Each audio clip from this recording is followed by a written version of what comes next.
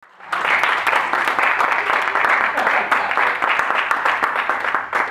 you for the reminder.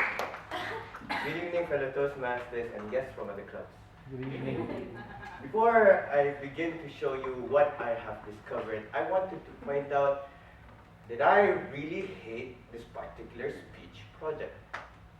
I thought that this project would be hard and difficult for me to understand because at that moment, at that time, I thought everyone had the same communication style. Thought that if I say hi, you say hi back. I did not expect if I say hi, you would say something else like sup. That is until this happened. Last week, when I met Ruben, the first thing that he said to me was, "Boss, how are you?" And when it was Sally's turn, he said, "Sup brah," with an AH. And when it was Hillman's turn, he only said, "Malik." Aside of acknowledgement.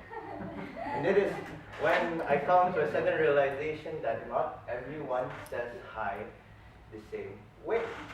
It's really interesting. Now, another life event that taught me the meaning of communication happened exactly 2 months ago. My dad, he got admitted to the hospital for his open heart surgery. And during his operation time, everyone was silent for 3 straight hours. No one talked to anybody, but everyone understood each and every single one of us. It's as if one was mentally talking with another saying, "It's alright." It was silent but soothing. And that is when I got the other lesson.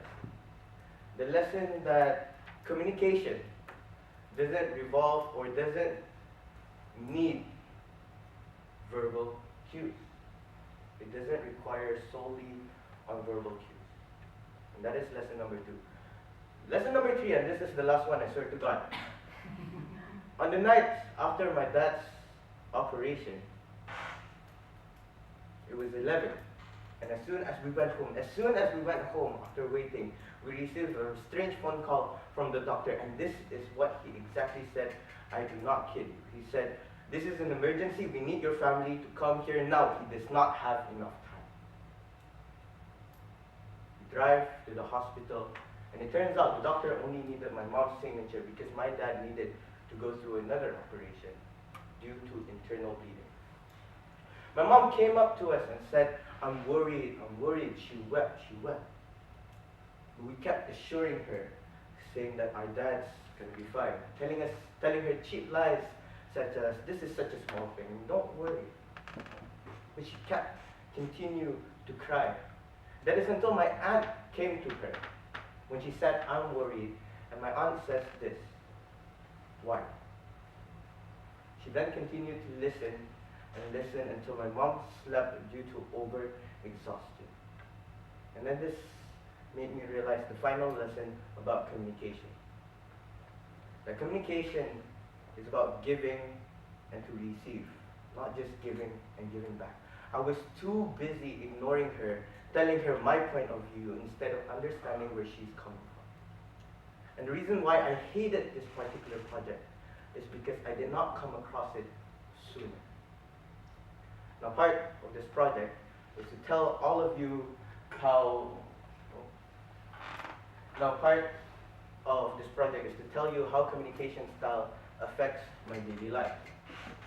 One, it taught me how to adapt, knowing how to call different people by different names. For example, if it was Rano, I would just call him Rano. If it was Ruben, I'd call him Boss. It also taught me teamwork, because in communication, it's a cooperation between 2 or more individuals, not just one person attacking the other and not listening. And lastly, it's about giving and receiving emotion. Thanks to communication, I managed to understand where my mom's coming from and how she felt. Rather than trying to make her feeling better, I received her intention and knowledge and continue to support her in the best way I can. Of course, there are things that I need to work on because there are some disadvantages to my communication style. For example, sometimes I talk too fast that no one can understand. Sometimes I talk at the wrong time. Yeah. And lastly, sometimes I don't listen. But I take this as obstacles for my journey in order to make my communication a little bit better. With that, back to you.